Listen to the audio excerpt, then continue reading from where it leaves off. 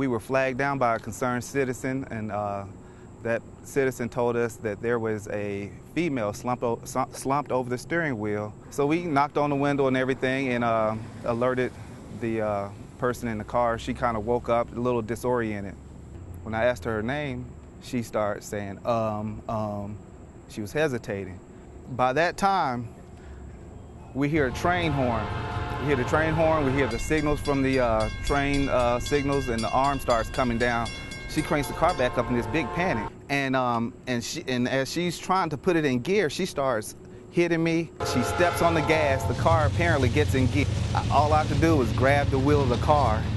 As I'm grabbing the wheel, right before we crossed the railroad tracks, I turned hard as I could, and we crash into this wall over here. My head hits the windshield of the car. And of course, I started bleeding and everything. And when I arrived at the hospital, I saw Officer Thigpen. He was in the emergency room, and he had lacerations to the top of his head, and of course, he was on the hospital gurney. So I eventually had some head injuries, knee injury, and broke a tendon in my left hand. If I could describe Officer Thigpen, he's a good officer, he's a good leader, he's a good mentor.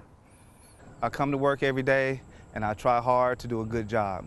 You know, I have very high expectations for myself, and I like to see that the hard work pays off.